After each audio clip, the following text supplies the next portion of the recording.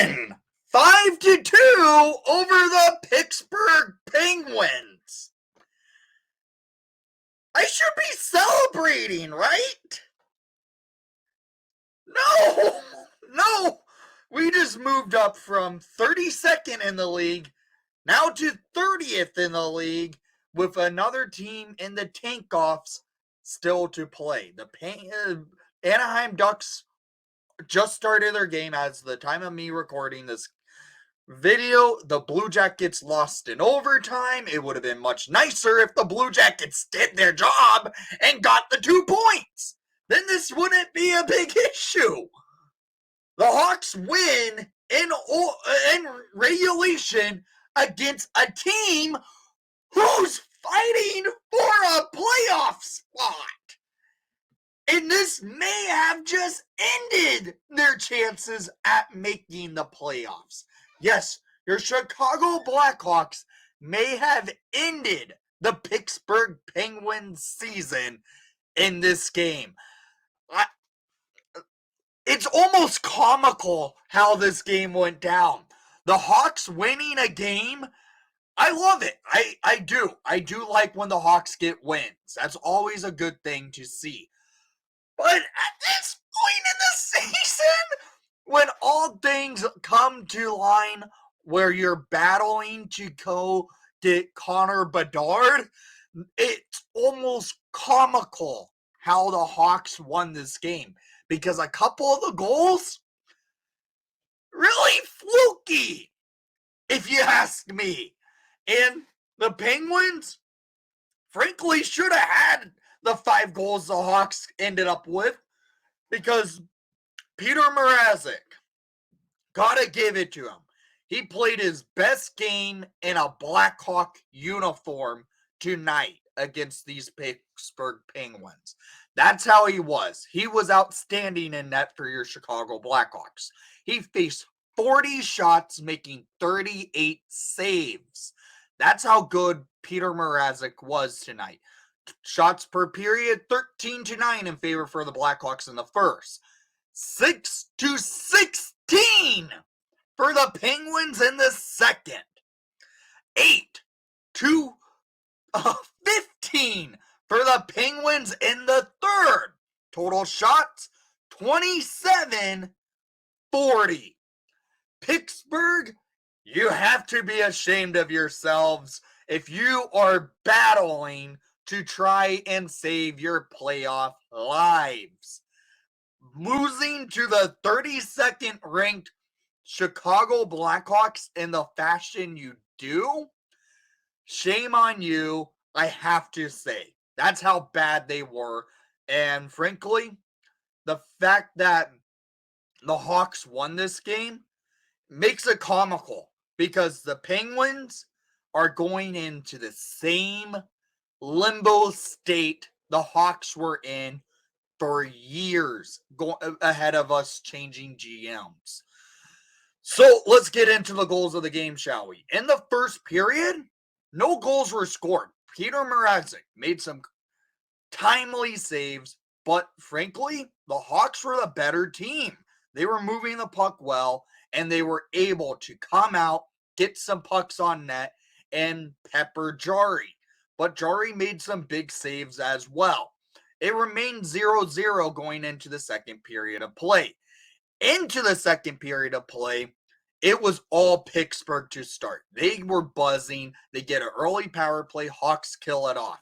The Hawks were just stuck in the defensive zone, can't get out of it, and can't move the puck well. But they get an opportunity. They move the puck well, get into the offensive zone at 8:04 in the second period. Scored by number 5, Connor Murphy. His 7th goal of the season. Assisted by Austin Wagner and Wyatt Kaiser to give the Hawks a 1-0 lead for over the Pittsburgh Penguins. This goal by Murphy, first shot on net in the second period of play for the Blackhawks. And that came 8 minutes into the second period. Hawks get on the board. they lead over Pittsburgh. That was the only goal scored in that second period of play. Pittsburgh was trying to buzz and trying to answer, and Mrazek said no. That's how well Mrazek was standing on his head in that second period of play. We go to the third period of play, and well, it's kind of a feel bad moment because Mrazek playing on his head, he goes into the third period doing a much of the same. Hawks get called for a penalty, and the Penguins get a power play. They score on it at 5:28 in the third period. Again, Malkin on the doorstep, redirection, and his 27th of the season, assisted by Raquel and Petrie to make it a 1-1 game. So, okay, maybe at this point, maybe we're going to start seeing the backbreaking of the Blackhawks because we know this team. They aren't the greatest team when it comes to holding leads and then having momentum afterwards. But they do. They come back out pressing, but the Penguins get on the board, but the Hawks were able to answer and give them back the lead at 10:22 in the third period, scored by number 53, Buddy Robinson. His first as a Chicago Blackhawk and first of the season, assisted by number 82, Caleb Jones, and number 24, Andres Bjork, to make it a 2-1 Hawks lead. And well, momentum Blackhawks, because 23 seconds later, the Hawks add to this lead. This goal by Buddy Robinson, though, he gets to the slot. Hawks move the puck well. Jones feeds it right to Robinson in the slot, and he buries it past Jari. And I'm like, Buddy Robinson scored against the Pittsburgh Penguins? Okay, comical moment here. And then, as I said, 23 seconds later, the Hawks add to their lead at 10:48 in the third period, scored by number 89, Andreas Athanasiou, his 19th of the season, assisted by Bjork and Robinson to make it a 3-1 lead for your Chicago Blackhawks. This goal by Athanasiou, very fluky. Very. He gets beat, goes on a rush. He goes and shoots it on net, goes behind the net, and then Athanasiou from behind the goal, he banks it off the back skate of Jari, and it goes into the net. He scores a goal from behind the goal. That's how it went in, and this is the night for the Blackhawks. And then Hawks get called for a penalty with 4 minutes remaining in regulation time. Penguins pull their goalie, but the Hawks weren't able to score a shorty. But after the shorthanded unit was killed it, the Hawks were able to go down the ice at 18:36 in the third period for the empty net goal, scored by number 90, Tyler Johnson, his 12th of the season, assisted by Steph Jones and Jason Dickinson, to give the Hawks a 4-1 lead with just 2 minutes remaining in play. But then Pittsburgh answers with 37 seconds remaining in regulation time. Danton Heinen scores his 8th of the season, assisted by Petrie and Archibald, as he goes up front of the net and basically wrist one past Mrazek. It's a 4-2 game. Cut the lead in half, but it's too little, too late for the Penguins. Penguins pull their goalie again at 19:37 in the third period, scored by number 58, Mackenzie Entwistle, his fourth of the season, assisted by Zaitsev and England to make it a 5-2 Hawks win over the Pittsburgh Penguins. As I said, this does hurt the Hawks when it comes to standing scoring for the final game of the season.